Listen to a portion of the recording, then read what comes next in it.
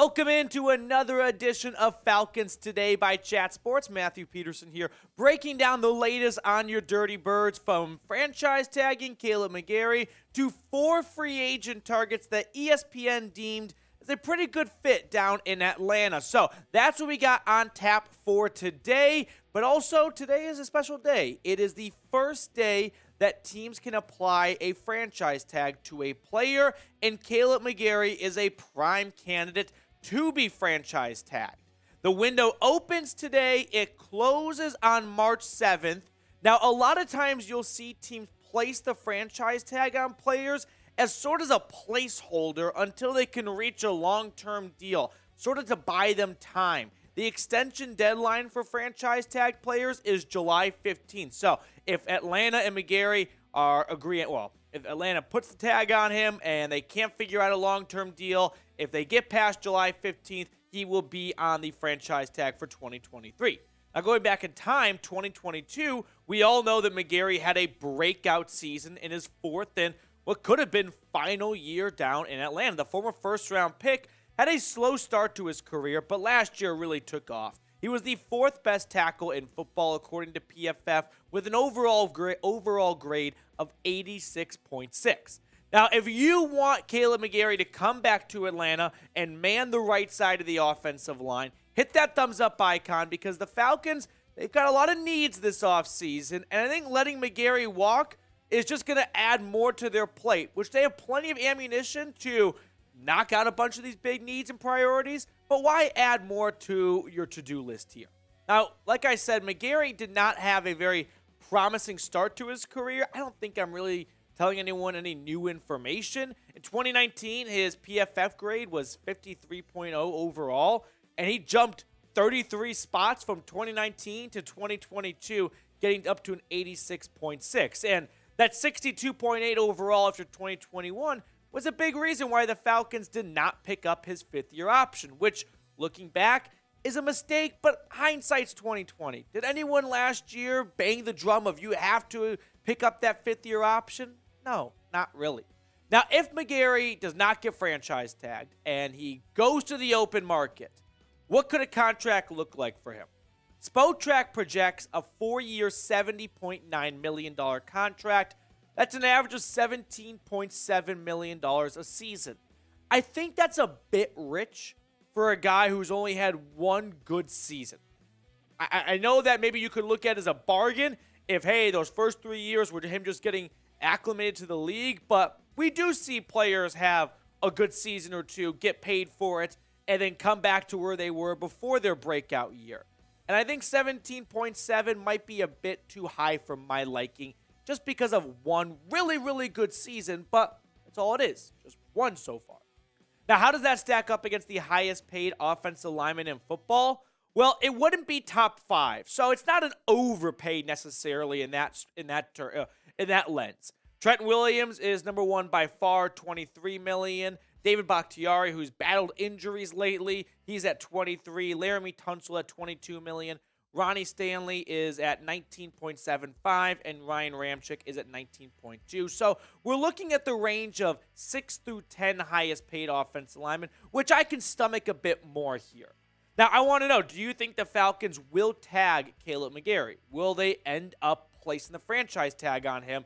Doesn't necessarily mean that he will be on the franchise tag for 2023.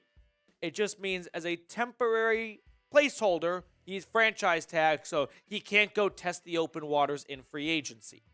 Now, before we get to the rest of today's show, including 4 free agent targets for the Falcons, today's show is sponsored by Athletic Greens. I take AG1 by Athletic Greens literally every day. Get comprehensive and convenient daily nutrition at athleticgreens.com/chatsports. I recently gave AG1 a try because I hated taking pills/vitamins and wanted a supplement that actually tastes great. I take AG1 in the morning, and it makes me feel ready to take on my day. It really helps me with starting my day on the right foot and getting into a healthier lifestyle. I start the day with making one great choice, AG1, and more healthy decisions then follow. Covering my nutritional basis for the day literally couldn't be easier, which is why I trust Athletic Greens. I just mix 1 small scoop of AG1 with water and drink it first thing in the morning, and it's done. I also love that it costs less than $3 a day. It's a really effective daily habit with the highest quality sourced ingredients, so win-win.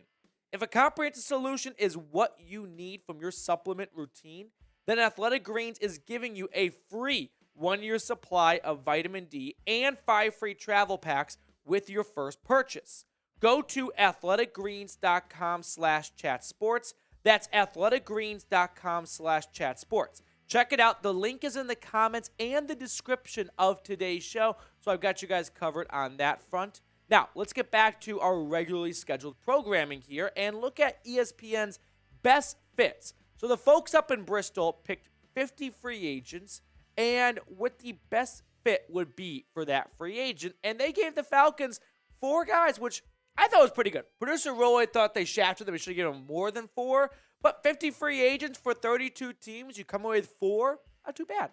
So let's get started with someone that Falcons fans are familiar with. In the NFC South, that is Bucs cornerback Jamel Dean. Okay, so Dean has been a staple of the Tampa Bay secondary the last couple of years, but as the Bucs enter a new phase of their franchise with no more Tom Brady, they could be looking to reset and not pay a bunch of players.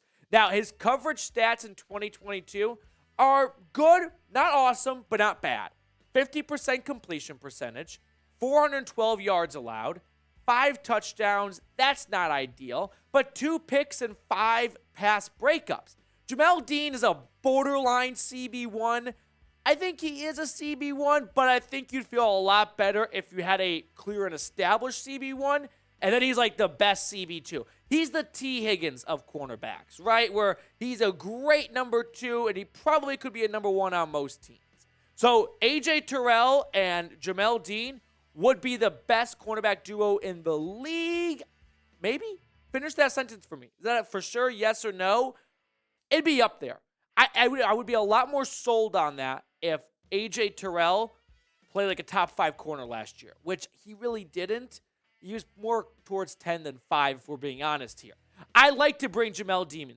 I love to bring Jamel Dean in because this Falcons secondary has the potential to really be an under-the-radar group in the NFC South next year if Casey Hayward sticks around, although in this situation they probably move on for him. But regardless, and you get improved play from Hawkins and Grant, and Terrell really starts to hit his stride, and Jamel Dean comes over as a veteran, that could be a tough group to move the ball against here. So be the GM. Time to be Terry Fontenot. Should the Falcons sign Jamel Dean? S for sign or P for pass? I'm open to it. I would not be upset if they signed Jamel Dean. I'll put it that way. I don't think that would be like a washed move or anything like that. Next up is from Minnesota. It's defensive tackle Dalvin Tomlinson, the former second-round pick for the New York Giants.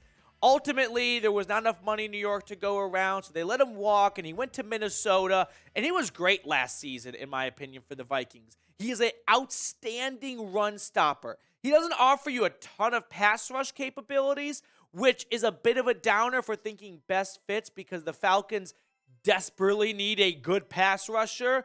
But, I mean, you pair anyone with Grady Jarrett, that's going to be a tough group to run the ball against here. I get the fit next to Jarrett, but personally, I think I'd pass because I want another pass rusher. I don't need more players that are adequate in the pass rush department and good or great against the run. It's not that Tomlinson's a bad player. I just think the Falcons right now need to prioritize pass rushers. So if they're going to break the bank in free agency on a defensive lineman, I sure hope it's someone who can get after the quarterback.